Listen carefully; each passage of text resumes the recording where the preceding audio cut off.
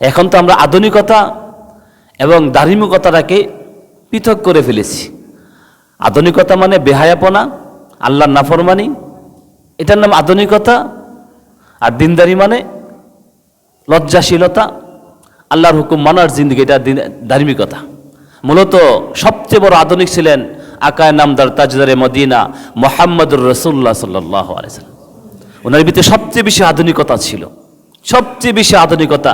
এত আধুনিকতা আগে কখনো দেখানো যায় না। কত বেশি আধুনিকতা ছিল ওনার ভিতরে। পুরা জাহিলি সমাজটাকে, পুরা অন্ধকার সমাজটাকে উনি সভ্য জাতিতে পরিবর্তন করছেন, সভ্য জাতিতে পরিবর্তন করে দিয়েছেন ওনার আধুনিকতা দ্বারা। যেমন আধুনিকতা আসছে, দিনদারি আসছে, সব কিছু পরিবর্তন হয়ে গেছে ওনার সংক্ষেপে যখন আসতে শুরু করছে। ওনার সংক্ষেপে আসছে বা সব পরিবর্তন, সব পরিবর্তন।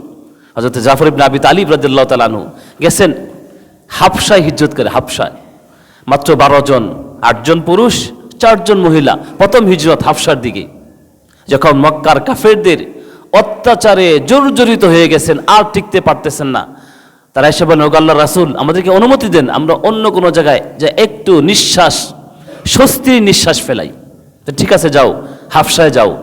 হাবশার বাদশা নাজ্জাশী বলো ভালো মানুষ, ওনার কাছে যাও, ইনসাফগার, ন্যায়পরায়ণ বাদশা, ওনার কাছে যাও। জাফর ইবনে আবি তালিব সহ 12 জন পুরুষ, 8 জন পুরুষ, 4 জন মহিলা গেছেন সফর করে। এবং উনি সর্বপ্রথম সাহাবী, উনি সর্বপ্রথম ব্যক্তি যিনি স্ত্রী সহ হিজরত করেছেন, স্ত্রী সহ হিজরত করেছেন। উসমান, ওর সাথে হযরত উসমানও ছিলেন, উনি সর্বপ্রথম সাহাবী, হযরত উসমান। হযরত মুসা আলাইহিস সালাম, ওই নবীর পরে আর কোনো দিনদার মানুষ নিজের স্ত্রী সহ হিজরত করে নাই। দীর্ঘদিন পর হযরতে উসমান রাদিয়াল্লাহু আনহু ওনার স্ত্রী সহ হিজরত করছেন, ওই হাবশায় গেছেন রাসূল সাল্লাল্লাহু আলাইহি ওয়াসাল্লামের মেয়েকে নিয়ে। যাওয়ার পরে জাফর ইবনে আবি তালিব উনি ছিলেন সাথে। মক্কার কিছু কাফেররা, 4 জন উল্লেখযোগ্য কাফের ছিল, তারা গেছে ওই রাজার কাছে, বাদশা রুমের, হাবশার বাদশা নাজ্জাশীর কাছে, যে আমাদের কিছু লোক ধর্মান্তরিত হয়ে বাপ দাদার ধর্মকে ছেড়ে আপনার রাজ্যে আশ্রয় নিয়েছে। তারা আমাদের জাতি ছিল, আমাদের ধর্ম ছেড়ে দিয়েছে, নতুন এক ধর্ম গ্রহণ করেছে, তারা আপনার দেশে আশ্রয় নিয়েছে, তাদেরকে আমাদের হাতে ফেরত দেন। দেখেন চৌকান্না মানুষ, উনি বলেন, তোমরা কোথায় থেকে আসছো? আমরা মক্কা থেকে আসছি।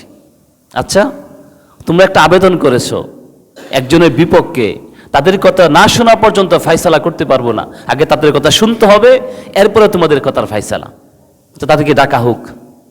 নতুন মুসলমান তারা সবাই আসছেন, 12 জন, 8 জন পুরুষ, 4 জন মহিলা, সবাই আসছেন বাদশার সামনে।